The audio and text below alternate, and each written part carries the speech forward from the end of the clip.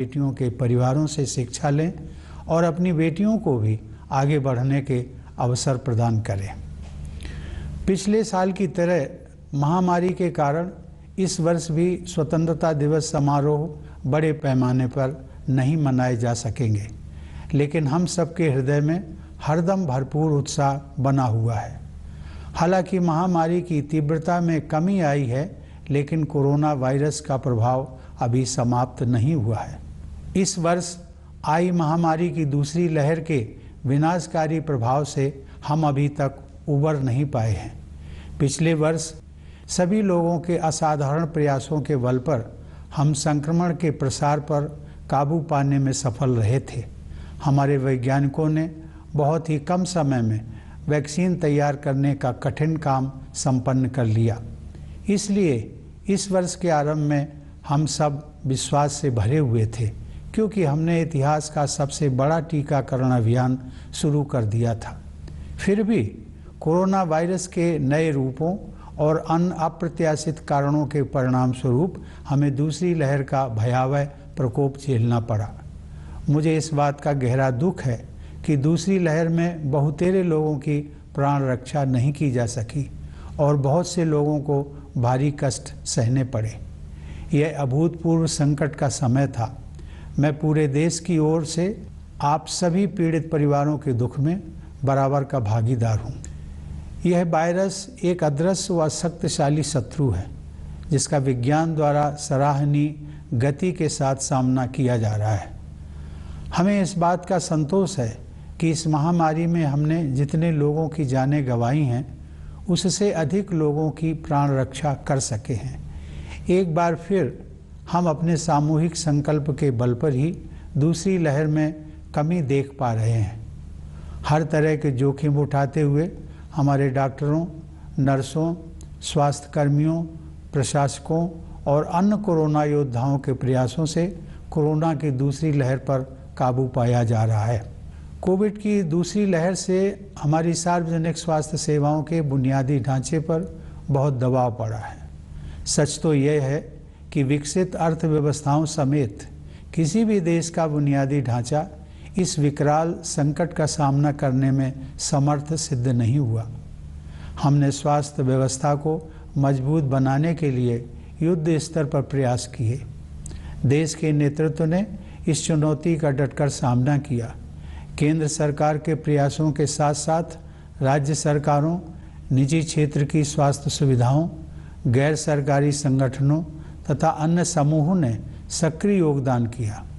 इस असाधारण अभियान में कई देशों ने उदारता से अनिवार्य वस्तुएं उसी तरह साझा की जैसे भारत ने बहुत से देशों को दवाइयाँ, उपकरण और वैक्सीन उपलब्ध कराई थी।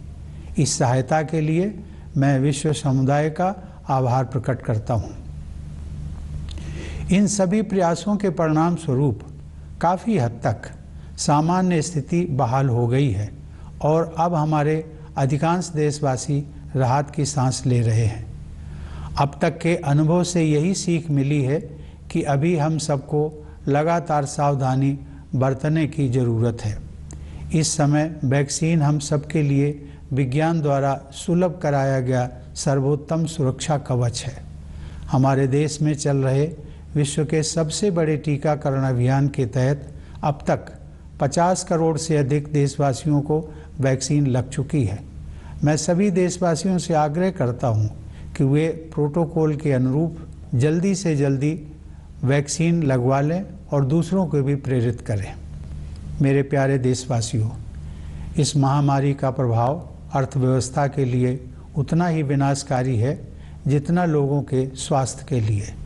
सरकार गरीब और निम्न मध्यम वर्ग के लोगों के साथ साथ छोटे और मध्यम उद्योगों की समस्याओं के विषय में भी चिंतित रही है। सरकार उन मजदूरों और उद्यमियों की ज़रूरतों के प्रति भी संवेदनशील रही है जिन्हें लॉकडाउन और आवागमन पर प्रतिबंधों के कारण कठिनाइयों का सामना करना पड़ा है। उनकी ज़रूरतों को समझते हुए सरकार ने पिछले वर्ष उन्हें राहत प्रदान करने के लिए बहुत से कदम उठाए थे। इस वर्ष भी सरकार ने मई और जून में करीब 80 करोड़ लोगों को अनाज उपलब्ध कराया। अब यह सहायता दीपावली तक के लिए बढ़ा दी गई है। इसके अलावा कोविड से प्रभावित कुछ उद्यमों को प्रोत्साहन देने के लिए सरकार ने हाल ही में 6,28,000 करोड़ रुपए के प्रोत्साहन पैकेज की घोषणा की है। यह तथ्य विशेष रूप से संतोषजनक है कि चिकित्सा सुविधाओं के विस्तार के लिए 1 वर्ष की अवधि में ही 23,220 करोड़ रुपए खर्च किए जा रहे हैं। मुझे इस बात की खुशी है कि सभी बाधाओं के बावजूद ग्रामीण क्षेत्रों में, विशेष रूप से कृषि के क्षेत्र में बढ़ोतरी जारी रही है।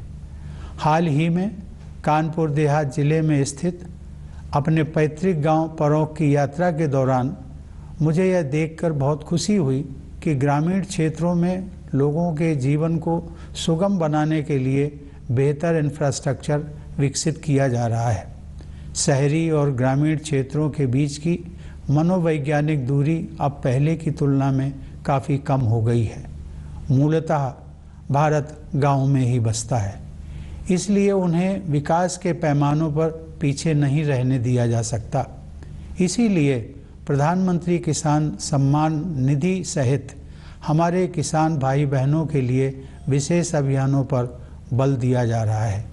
ये सभी प्रयास आत्मनिर्भर भारत की संकल्पना के अनुरूप हैं।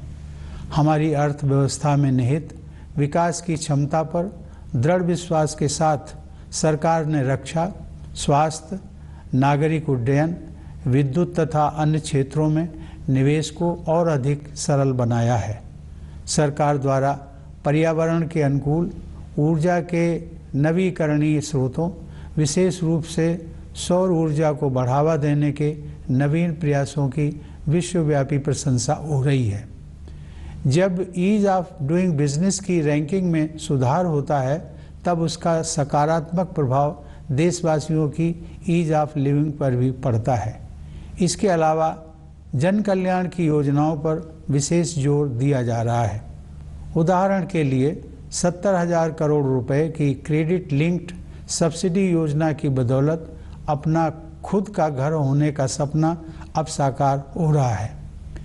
एग्रीकल्चरल मार्केटिंग में किए गए अनेक सुधारों से हमारे अन्नदाता किसान और भी सशक्त होंगे और उन्हें अपने उत्पादों की बेहतर कीमत प्राप्त होगी। सरकार ने प्रत्येक देशवासी की क्षमता को विकसित करने के लिए अनेक कदम उठाए हैं, जिनमें से कुछ का ही उल्लेख मैंने किया है। प्यारे देशवासियों, अब जम्मू कश्मीर में नव जागरण दिखाई दे रहा है। सरकार ने लोकतंत्र और कानून के शासन में विश्वास रखने वाले सभी पक्षों के साथ परामर्श की प्रक्रिया शुरू कर दी है। मैं जम्मू कश्मीर के निवासियों, विशेषकर युवाओं से इस अवसर का लाभ उठाने और लोकतांत्रिक संस्थाओं के माध्यम से अपनी आकांक्षाओं को साकार करने के लिए सक्रिय होने का आग्रह करता हूँ। सर्वांगीण विकास के प्रभाव से अंतर्राष्ट्रीय मंच पर भारत का कद ऊंचा हो रहा है।